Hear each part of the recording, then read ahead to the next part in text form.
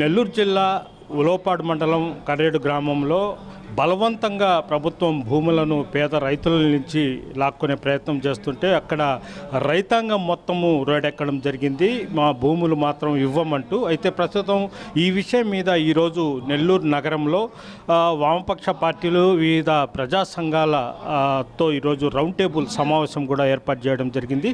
దీని మీద మాట్లాడేందుకు, దీని మీద పోరాటానికి ముందుండి నడుస్తున్న మిరియం శ్రీనివాసులు ప్రస్తుతం మనతో ఉన్నారో ఎంతో మాట్లాడతాం. సార్ నమస్తే. అసలు ఏంటి కర్రేడు గ్రామంలో ఈ గొడవలు ఏమిటి? మాది బాగా సస్యశ్యామలమైనటువంటి భూములండి. మాకు అరటి తోటలు, టెంకాయ తోటలు, 2 సంవత్సరానికి 2 పంటలు పండే వేరుశనగ పంట, సముద్రంలో కావాల్సినంత చేపల ఉత్పత్తిని తెచ్చుకునేటువంటి పల్లికారు గ్రామాలు, వరి, పత్తి, పెసర, మినుము రకరకాల పంటలతో సస్యశ్యామలంగా పూర్తి స్థాయిలో అభివృద్ధి చెందినటువంటి గ్రామం మా గ్రామం అండి. మా చెరువు విస్తీర్ణమే 1230 ఎకరాలు. మాకున్నటువంటి భూమి మొత్తం కూడా 8400 ఎకరాల భూమి గలదు. అయితే ఈ భూమి మొత్తాన్ని కాజేయాలని చెప్పేసి మార్చి 25వ తేదీ నాడు 43వ నెంబర్ జియో పెట్టి 8400 ఎకరాలను ఇండో సోలార్ కంపెనీ కొరకు భూసేకరణ చేస్తున్నట్టుగా ఒక జియో ఇచ్చారు. ఈ గత నెల 21వ తేదీ నాడు నోటిఫికేషన్ ఇచ్చారు. నోటిఫికేషన్ ఇచ్చిన మరుసటి రోజునే రైతులకు నోటీసులు ఇచ్చారు. మీరు రైతులకి నోటీసులు ఇచ్చే ముందు గ్రామ సభ ఏర్పాటు చేయాలి, ప్రజల ఆమోదం తీసుకోవాలి. మేము ఇస్తామా ఇవ్వమా అని తెలుసుకోకుండానే మీరు స్పీడ్గా మీ ఇష్టానుసారంగా అధికారం ఉంది కదా అని చెప్పేసి మా భూముల మీద మీ పెత్తనం ఏంటి నోటీసులు ఇచ్చారు. దీన్ని నిరసిస్తూ వేలాది మంది హైవేని దిగ్బంధం చేయటం జరిగినది. మహిళలు కీలక పాత్ర పోషించారు. వారిపైన 39 మంది మీద కేసులు పెట్టడం జరిగింది. కేసులకి ఇతర కార్యక్రమాలకి ఏమి చేసినా మేము రైతాంగంగా మేము భయపడము. మాకు కన్న తల్లి ఎంత ఇష్టమో మా భూమి కూడా మాకు కన్న తల్లితో సమానమే. మేము రైతు భూమి ఇచ్చేసిన తర్వాత నువ్వు మాకు డబ్బు ఇచ్చిన తర్వాత ఆ డబ్బులు 10 సంవత్సరాల్లో కరిగిపోతాయి. రైతు అనేవాడు కూలీగా మారిపోతాడు. భూమి ఉంటే నేను భూమి రైతుగా మిగిలిపోతాను. నాకు ఎకరా భూమి ఉంది. మా తాత మా నాన్నకి ఎకరా ఇచ్చాడు, మా నాన్న నాకు ఎకరా ఇచ్చాడు. నేను నా బిడ్డకి ఎకరా ఇవ్వాలి తప్ప నీవు ఇచ్చే డబ్బులు నా దగ్గర నిలబడవు. ఇది మా రైతుల యొక్క సెంటిమెంటు. ఈ సెంటిమెంటుని దెబ్బకొట్టే అధికారం మీకు ఎక్కడిదని మేము ప్రశ్నిస్తున్నాం. మా గ్రామంలో ఒక మనిషి జీవించాలి అంటే ఎన్ని రకాల ఉత్పత్తులు అవసరమో ఇస్తరాకు కాడ నుంచి దాంట్లోకి తయారయ్యే కూరలు, అన్నానికి సంబంధించినటువంటి బియ్యము మొత్తం అయిపోయినా తిన్న తర్వాత నువ్వు వేసుకునే ఆకు ఒక్క కూడా మా గ్రామంలోనే తయారవుతుంది. ఒక మనిషి జీవించటానికి మొదట ఇస్తరాకు నుండి చివరిలో తమలపాకు దాకా మా గ్రామంలోనే ఉత్పత్తి అవుతుంది. ఇలాంటి గ్రామాన్ని మీద మీరు కన్నేయటంలో ఆంతర్యం ఏంటి? ఇది 20 అడుగుల్లో నీళ్లు పడతాయి. మాకు 20 అడుగుల్లోనే నీళ్లు పడేది. రామాయపట్నం పోర్టు నిర్మాణం పూర్తయితే నువ్వు ఇచ్చే 23 లక్షలు కాదు, నా భూమి 1 కోటి రూపాయలకి వస్తుంది. నీకు ఇవ్వాల్సిన అవసరం ఏముంది? మేము అంటే రైతుల దగ్గర భూమిని పారిశ్రామికవేత్తల పేరుతో మీరు తీసుకొని మా భూముల మీద రియల్ ఎస్టేట్ వ్యాపారం చేయడానికి మీరు ప్రయత్నం చేసేది రైతాంగం ఏ విధంగా ఒప్పుకుంటుందని మీరు అనుకుంటున్నారు? ఇప్పుడు ఎకరాకి ఎంత తీసుకుంటున్నారు డబ్బులు? ఎకరాకి ఎంత ఇస్తామంటారు? వాళ్ళు ఇచ్చినా మేము వినే పరిస్థితి లేదు. ఆ చర్చ దాకా వాళ్ళని అడుగు ముందుకు వేయనట్లేదు. మేము భూమే ఇవ్వదలుచుకోలేదు. నీ రేటుతో మాకేం పని? మేము దాని ప్రస్తావనకి రావట్లేదు. అసలు నువ్వెంతైనా నేను ఇస్తానంటే కదా, మేము ఇవ్వట్లా. నీ రేటు మాకు అవసరం లే. ఇప్పుడు బలవంతం చేస్తున్నారా ఇవ్వమని? బలవంతం చేస్తున్నారు. ఏ విధంగా బలవంతం అంటే ప్రజలు అనేది యూనిటీగా ఉన్నాము. పార్టీలకు సంబంధం లేదు, కులాలకు సంబంధం లేదు. అన్నిటికీ అతీతంగా ప్రజలందరూ ఎవరి భూమి తర్వాత గ్రామానికి వచ్చే ముప్పుని గమనించి అందరూ యూనిటీగా ఉన్నాం.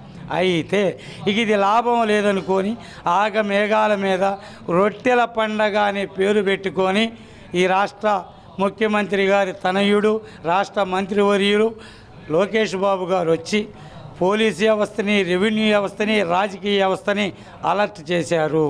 ఏ విధంగానంటే ఏ విధంగానైనా సరే అక్కడ భూసేకరణ జరగాలి, ఈ పరిశ్రమ నిర్మాణం జరగాల్సిందే అని చెప్పారు. అంటే మాకు వస్తున్నటువంటి అనుమానం ఏంటంటే దీనికంటే గతంలోనే మీరేమన్నా ముడుపులు తీసుకొని అవి ఎక్కడ మళ్ళీ తిరిగి వెనక్కి ఇవ్వాల్సి వస్తుందోనని భయపడి చేస్తున్నారా? రైతే ఎన్నుముక్క అని చెప్పేటువంటి మీరు రైతుల అభిష్టానికి వ్యతిరేకంగా భూసేకరణ చేస్తారా? మేము పరిశ్రమలకు వ్యతిరేకం కాదు, ఈ రాష్ట్రాన్ని అభివృద్ధికి వ్యతిరేకం కాదు. ప్రభుత్వం దగ్గర మీ దగ్గర ఉన్నటువంటి మీ లెక్కల ప్రకారం 33,000 ఎకరం ఈ నెల్లూరు జిల్లాలో నిరుపయోగంగా ఉన్నది. ఆ భూముల్లో ఏర్పాటు చేసుకోండి, పచ్చని పైరు పంటల్లో వద్దు అనేటువంటిది మేము చెబుతున్నాం. నువ్వు ఇచ్చేటువంటి తాయిలాలకి కానీ మీరు ఉద్యోగాలు అంటారు. నేను 7th క్లాస్ చదువుకున్నా, నాకే ఉద్యోగం ఇస్తావు నువ్వు ఆ పరిశ్రమలో? టెక్నికల్ వర్క్ ఉంటుంది. నేను చదువు రాని వాళ్ళ మంది 100కి 95 మంది చదువు రాని వాళ్ళు 5గురే చదువు ఉండేవాళ్ళు ఉన్నారు. 11,500 ఓటింగ్ కలిగిన గ్రామం, 18,000 జనాభా కలిగిన గ్రామం. నువ్వు 11,500 మందికి ఉద్యోగాలు కల్పిస్తావా? ఎలాంటి ఉద్యోగాలు నీ దగ్గర ఉండవు? ఊడ్చేయి, చిమ్మేయి, గేట్లు ఎత్తేయి, దించేయి కదా. గతంలో మీరు ఇచ్చిన దగ్గర ఎక్కడన్నా ఆ ఉద్యోగాలు చేస్తున్న వాళ్ళ చరిత్ర ఎక్కడన్నా ఉందా? ఆ పరిస్థితి మీరు కళ్ళబొల్లి మాటలు చెబుతారు. మాకు మీ ఉద్యోగాలు అవసరం లేదు, మేము రైతుగానే జీవిస్తాం, ఈ రాష్ట్రానికి ఉత్పత్తిని తయారు చేస్తాం, ఈ రాష్ట్రానికి ఎవరైతే రైతు ఉన్నాడో ఆ రైతు పాత్రనే మేము పోషిస్తాం తప్ప మీరు ఇచ్చేటువంటి అరాకొర ఉద్యోగాలు మాకు అవసరం లేదు. మేము రైతుగా స్వేచ్ఛగా ఉంటాం. నువ్వు ఇచ్చే 15,000 జీతానికి చేరి బానిసలుగా ఉన్నాం. ఈ దేశానికి వెన్నుముక రైతు. మా పూర్వీకుల నుంచి వచ్చిన భూములు మేము ఎట్టి పరిస్థితుల్లో ఇవ్వమనేటువంటిది మేము స్పష్టం చేస్తున్నాం. ఈరోజు రౌండ్ టేబుల్ సమావేశానికి ఎవరెవరు వచ్చారు? తీర్మానం ఏం జరగదు? రౌండింగ్ టేబుల్ సమావేశానికి కమ్యూనిస్టు పార్టీలు, వివిధ ప్రజా సంఘాలు, అభ్యుదయవాదులు వీళ్ళందరూ వచ్చారు. ఇక్కడ రౌండ్ టేబుల్ సమావేశానికి ముందే సిపిఎం పార్టీ రాష్ట్ర కార్యదర్శి శ్రీనివాసరావు గారు, సిపిఐ రాష్ట్ర కార్యదర్శి రామకృష్ణ గారు, వీటన్నిటికీ ముందు అసలు మాకు మా ఊపిరి పోసింది, ప్రాణం ఇచ్చినటువంటి వ్యక్తి భారత చైతన్య యువజన పార్టీ జాతీయ అధ్యక్షులు రామచంద్ర యాదవ్ గారు మాకు ప్రాణం పోశారు. మా గ్రామాన్ని హైవే దిగ్బంధం చేయమని చెబుతూ మా గ్రామాన్ని ఈ రాష్ట్రానికి వెలుగులో తీసుకొచ్చినటువంటి రామచంద్ర యాదవ్ గారు మాకు దేవుడితో సమానం. ఆయనే లేకపోతే ఈ రాష్ట్రానికి మేము పరిచయం అయ్యేవాళ్ళం కాదు. ఇన్ని రాజకీయ పార్టీలు మా గ్రామం వచ్చేది కాదు, మాకు మద్దతు ఇచ్చేది కాదు.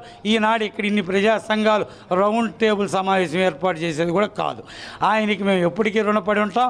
భవిష్యత్తులో కూడా ఆయన ఎలాంటి పిలుపు ఇచ్చిన దానికి మా గ్రామం మొత్తం స్పందించి ఆడ మగ పిల్ల బిచ్చం మొత్తం కూడా ముందుకే వెళతాం అని తెలియజేస్తున్నాం. అయితే ఇప్పుడు కొత్తగా జరుగుతున్నటువంటి రాజకీయ డ్రామా ఏంటంటే నిన్నటిదాకా ముందుకు రాని వైఎస్ఆర్ కాంగ్రెస్ పార్టీ ఈనాడు మా గ్రామానికి ఎమ్మెల్సీ గారు ఎంటర్ అయ్యారు. మొన్న గ్రామ సభలో వచ్చారు. ఈనాడు వచ్చి నేను 3 రోజులు ఈ గ్రామ పర్యటించి మీకు మద్దతుగా ఉంటానని చెప్పాడు. ఆనాడు అసలు గ్రామ సభ జరిగిన రోజున ఈ జిల్లా కలెక్టర్ గారు ఎందుకు రాలేదు, మా స్థానిక శాసనసభ్యులు గారు ఎందుకు రాలేదు? అది ఎంతవరకు ఎక్కడైనా మేజర్ విషయం మీద గ్రామ సభ జరుగుతుంటే కలెక్టర్ గారు లేకుండా ప్రజాప్రతినిధులు జరిగిన సంఘటనలు ఎక్కడన్నా ఉండయా అనేటువంటిది మేము వాళ్ళని సూటిగా ప్రశ్నిస్తున్నాం. అంటే మీరు అనుసరించే విధానాన్ని బట్టి మా ఉద్యమం ఉంటుంది. మీరు బాలుని ఎంత స్పీడుగా కొడతారో గోడకి అదే స్పీడుగా మా ఉద్యమం ఉంటుంది. తెలంగాణ విభజన అప్పుడు అక్కడ తీసుకున్న ప్రజల ఉద్యమ స్ఫూర్తితో మేము ఎలాంటి త్యాగాలకైనా సిద్ధం. ఎట్టి పరిస్థితుల్లో సెంటు భూమి కూడా మేము లోకేష్ బాబు గారు కదా, చంద్రబాబు నాయుడు గారు కదా, జగన్ గారు కదా, ఎవరు చెప్పినా సెంటు భూమి కూడా ఇవ్వం. Thank you. ఇది పరిస్థితి. గారేడి గ్రామంలో మొత్తం నిరుపేదలు రైతులు జీవనం సాగిస్తున్నారు. అయితే మేము రాష్ట్ర ప్రభుత్వం చేపడుతున్న అభివృద్ధికి వ్యతిరేకం కాదు, అదేవిధంగా పరిశ్రమలకు వ్యతిరేకం కాదు. అయితే మా తాతలు ముత్తాతలు ఇచ్చిన భూముల మీదే మేము ఆధారపడి జీవనం సాగిస్తున్నాం. ఇక్కడ ఇస్తరాకు నుంచి వరి వరకు ప్రతిదీ పంటలు పండించి మనం హ్యాపీగా జీవనం సాగిస్తున్నాము. అయితే బలవంతంగా ఈ భూమిని లాక్కోవాలని ప్రయత్నం చేస్తే మాత్రం ఒప్పుకునేది లేదు. ఇప్పటికే ప్రజలు ఉద్యమాన్ని చేపడుతున్నారు. ఈ ఉద్యమాన్ని మరింత ఉధృతపరుస్తామని కూడా ఈరోజు రౌండ్ టేబుల్ సమావేశంలో అందరూ తీర్మానం చేయడం జరిగిందని కూడా మిరియం శ్రీనివాసులు అయితే చెప్తున్నారు. వీడియో ప్రదీప్తో గయాజా టీవీ నెల్లూరు నుంచి. తెలుగులో ఫాస్టెస్ట్ న్యూస్ ఇప్పుడు కొత్త అవతారంలో 5 సెకండ్లోనే పూర్తి వార్తా సమాచారం మీ చేతిలో. సోషల్ మీడియా ట్రెండ్స్ మీ కళ్ళ ముందుకే live TV and voice search ఆప్షన్స్తో ఇప్పుడే డౌన్లోడ్ చేయండి. యాప్ లింక్ డిస్క్రిప్షన్లో ఉంది.